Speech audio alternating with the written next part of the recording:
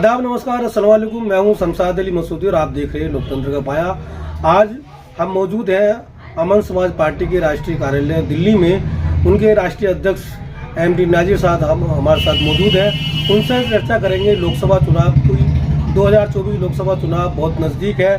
कुछ ही दिन में आचार संहिता लागू होने वाली है, ऐलान होने वाले हैं। इससे पहले कांग्रेस, समाजवादी, बहुजन और कई दल अपनी लिस्टें जारी कर चुके हैं। हाल ही में कल 2 मार्च को BJP ने, जो देश की सबसे बड़ी पार्टी है, उसने सूची जारी की। 195 लोकसभा के उम्मीदवार उतारे हैं। बहुत सारे टिकट कटे हैं। इसी पे हमारे साथ चर्चा के लिए अमन समाज पार्टी के जो राष्ट्रीय अध्यक्ष हैं MD नाजिर, उनसे बातचीत करेंगे। जी देखिए, मैं MD नाजिर भारती, अमन समाज पार्टी नेशनल प्रेसिडेंट। देखिए, सूची तो जारी हो गई है, मगर ये क्या आनन फानन में कर रहे हैं, ये इनके पैरों के नीचे की जमीन निकल चुकी है, क्योंकि इन्हें पता लग चुका है कि हम ये इलेक्शन हार रहे हैं और BJP बुरी तरीके से हार रही है। और दिल्ली की बात करें, दिल्ली में इन्होंने ऐसे दिग्गजों के टिकट काटे हैं जो अपनी भाषा पर नियंत्रण नहीं रख सकते थे, जिनके ऊपर इनका हाथ था, इनका साया था, ये उल्टी सीधी बातें बुलवा रहे थे, अब उन्हीं के टिकट काट दिए।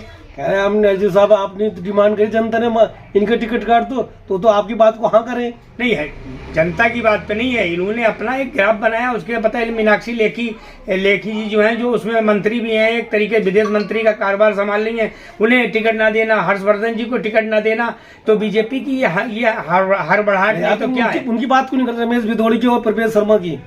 हाँ, प्रवेश शर्मा देखिए, जो वो क्या उनका डायलॉग था, वो तो मैं कैमरे बता भी नहीं सकते थे। जब इलेक्शन का समय आया था, दिल्ली दंगे हुए, उससे पहले एक ऐसा उन्होंने शगुफा छोड़ा जो पूरी दिल्ली में दंगे करा दिए। अब रही मनोज तिवारी ये सीट हार रहे हैं और बहुत अच्छे मार्जिन से हार रहे हैं। ये पहला इतिहास होगा नॉर्थ ईस्ट सीट का कि बहुत अच्छे तरीके से हार रहे हैं। देखिए, आप अभी एक चर्चा कर रहे थे, केरल की बात कर रहे थे। मैं 195 सीटों में एक मुसलमानों को मिला, इस बार आप खुशी होनी चाहिए। देखिए, खुशी क्या बात है, दिल्ली में देते नॉर्थ ईस्ट सीट क्या नाम, मुस्लिम बहुबल क्षेत्र है, इसमें क्यों नहीं सीट क्या नाम है मुस्लिम को खड़ा किया।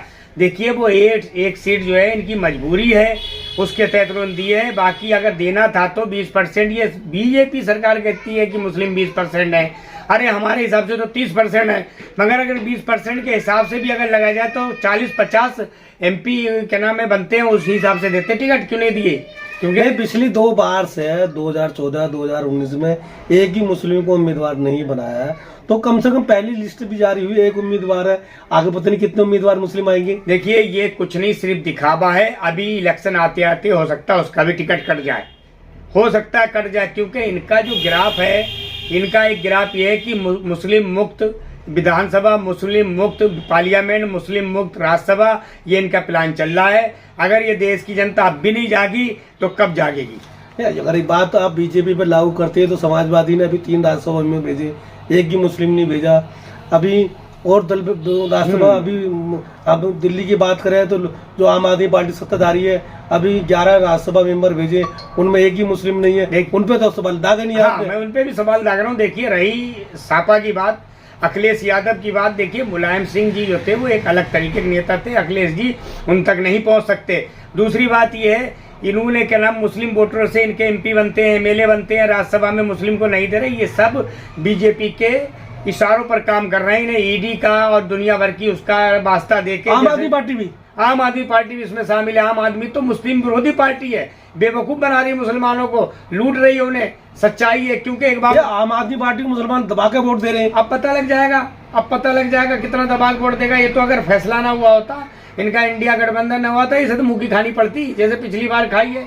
क्योंकि आम आदमी पार्टी का जो इलेक्शन, ये इलेक्शन है, ये नेशनल इलेक्शन होता है, प्रधानमंत्री का होता है, इसमें आम आदमी पार्टी कोई रोल ही नहीं है। बस वो मजबूरी के तहत ये काम होता है, चला आया है। SC ST वोट जो है वो आम आदमी पार्टी की तरफ है, मैंने माना नहीं। अच्छा, एक बात बताइए, इंडिया गठबंधन की हम बात करें, अब BJP की लिस्ट पे फिर आएंगे वापस, इंडिया गठबंधन की बात करें और मुसलमानों का वोट भी इंडिया गठबंधन जा रहा, तो जो ओवैसी और वो दूसरे दल है, पीस पार्टी है, इन्हें नहीं मिलेगा?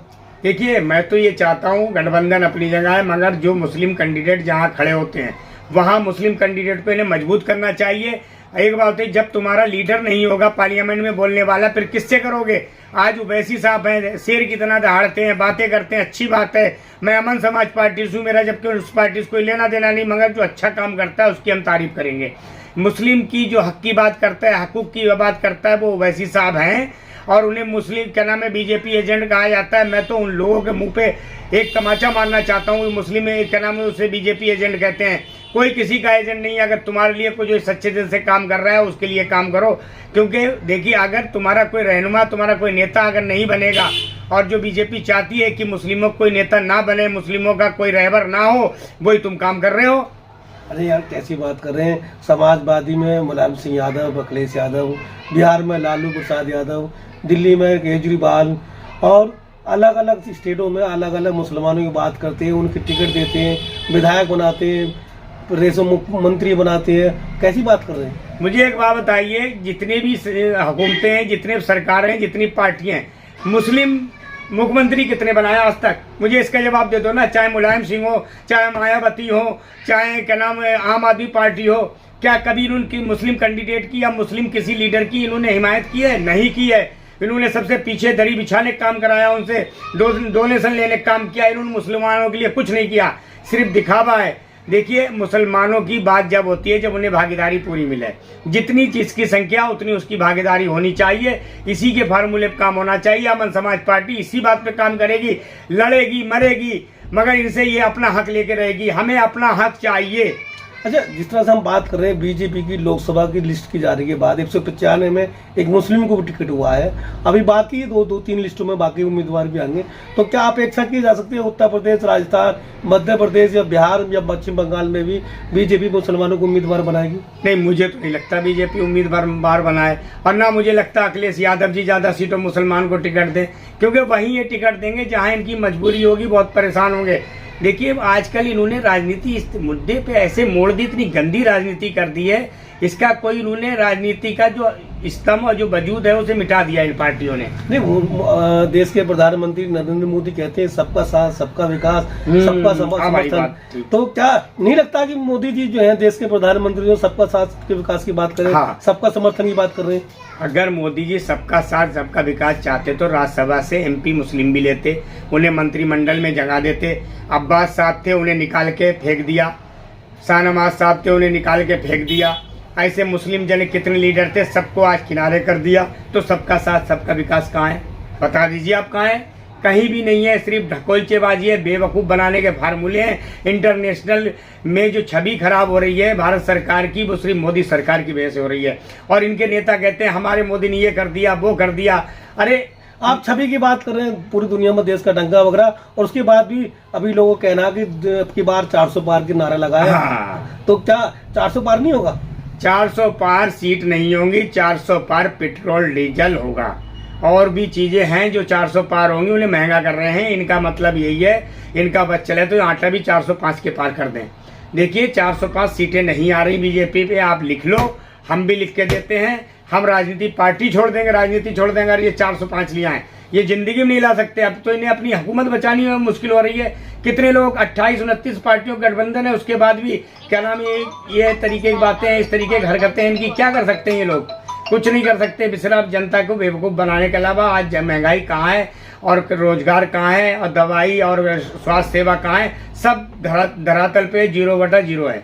अच्छा, फिर हम बात करें कि बीजेपी ने इसका पहली लिस्ट में मुस्लिम उम्मीदवार का नाम घोषित किया केरल से, और दिल्ली में भी 5 सीटों पे अभी ऐलान हुआ, 2 सीटें बाकी हैं। तो क्या लगता है कि दिल्ली में बीजेपी एक मुस्लिम उम्मीदवार उतारेगी? नहीं, दिल्ली में कभी नहीं उतारेगी। दिल्ली में कभी भी बीजेपी मुस्लिम कैंडिडेट नहीं उतारेगी। सिर्फ मुस्लिमों से दरियां भिजवाएगी, कुर्सियां भिजवाएगी, इसके अलावा कुछ नहीं करेगी। तो कांग्रेस से आम आदमी पार्टी उतार रही है? देखिए, ना कांग्रेस उतार रही, ना आम आदमी पार्टी उतार रही। बीजेपी से कैसे सिकवा? मगर कांग्रेस को चाहिए कि एक अपना कैंडिडेट दिल्ली में कम से कम एक एमपी की सीट मुस्लिमों को देनी चाहिए, चाहे वो सीट कोई भी हो। और मैं इस बात पे आज आपके न्यूज चैनल पे दावा करता हूँ, अगर चौधरी मतीन साहब को टिकट मिलता है तो बड़ी बहुमत के साथ वो जीत के आ रहे हैं। ये गारंटी है उनके साथ, हिंदू मुस्लिम सबका वोट उनके साथ है। वो एक ऐसे लीडर हैं जो उनकी तारीफ जितनी की जाए कम है। अब वही इस सीट पे नॉर्थ ईस्ट में लड़ने के योग्य हैं। अच्छा, बात बीजेपी से सिकवा हो रहा है, वोट मुसलमान गठबंधन को दे रहे हैं, टिकट कौन देगा? टिकट कौन देगा ये तो वक्त बताएगा कौन किसको टिकट दे रहा है।